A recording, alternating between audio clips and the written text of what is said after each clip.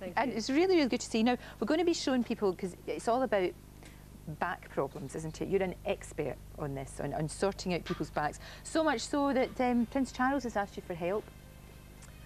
Yeah, several times. You've manipulated the royal spine, because he's had lots of polo injuries, hasn't he? And he has problems. Yes, he's active, and he likes to ride. He likes to do things when he's not on duty. He likes to get out and get lots of fresh air through his lungs. And so, inevitably, I guess that knocks his spine around a bit. Right, so really, I mean, is there anything that you would say to anyone, because back problem is a huge problem in this country, isn't it? It's a really difficult one, and so many people get it, and there's so many days of work lost because people have got back pain. Is there any one thing that we could do right away to make it better? If you bear in mind that the main cause of back problems, as I said, is that the base of the spine compresses. Because we're vertical, the spine is a vertical structure. Right. And because we also sit too much, we're not actually meant to sit as much as we do. And because we sit so much, the base of the spine compresses, okay, and comes brittle. Right. The little shock absorbers between the vertebrae, known as the intervertebral discs, lose water. So the spine actually compresses at the base and becomes brittle. So as a fundamental first exercise for whatever's wrong with your back, and also to prevent your back causing trouble to start with, I believe you need to decompress your spine all the time. But how do you do that? Well, this back block, and I'll just show you how you do it. Please. Romany, if you just lie down on your back, bending your knees, lift your bottom, and you slide a block under, but it doesn't have to be a block, it can be, and then down, and then one leg down, and then the other leg down. Right. Now that doesn't have to be a back block. You can use a 5 centimetre stack of books. As long as it's 5 centimetres, is that crucial? No higher. Right. Okay. And then you just lie there and just drape, just really relax and let go. And that has a wonderful sort of suction effect where it pulls the spine apart and actually sucks fluid into those little shock absorbers. So it's like sort of plumping up your sofa cushions. Right. Okay? Yeah. And that means the spine is pulled up again. Remember that we grow every night anyway because fluid comes into those discs. This makes it happen quicker. Oh, I see. So you only stay there for a minute at a time, just relax. Right. Good. And then to come off, you have to be careful coming off. Right. Just bend one knee. Yep. And then the other knee.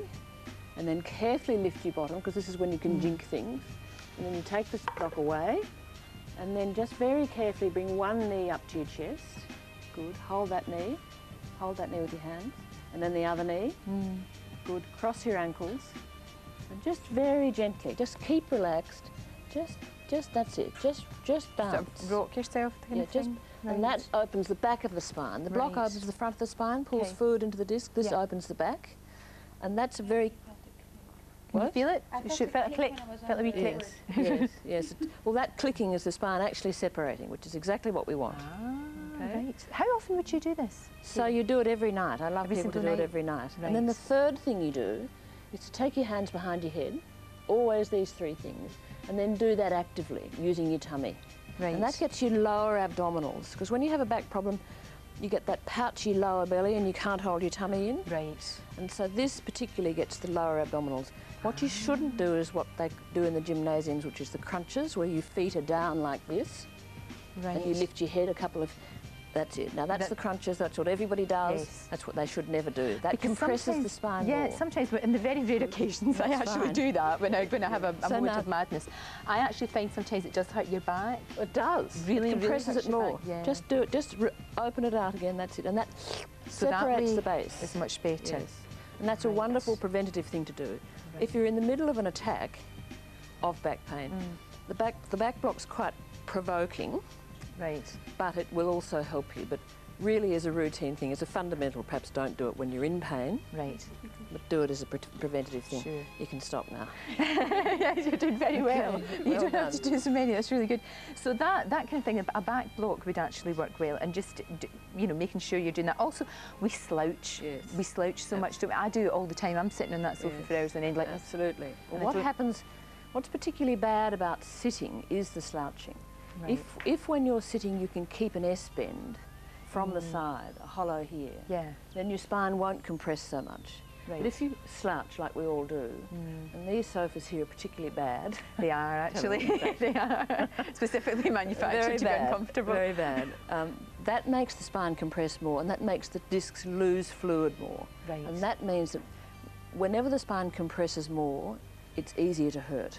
Right, but you're all for sort of preventative measures like this. Absolutely. What about alternative treatments like acupuncture, acupressure, things like that? Do you find Well, they can help? yes, I mean, I quite like acupuncture because it can't do anything wrong, and it's very subtle, it's very sophisticated. Right. We really don't know how it does what it does, but we know that what we know is that there are enough examples of it doing good to have a respect for it. Yeah.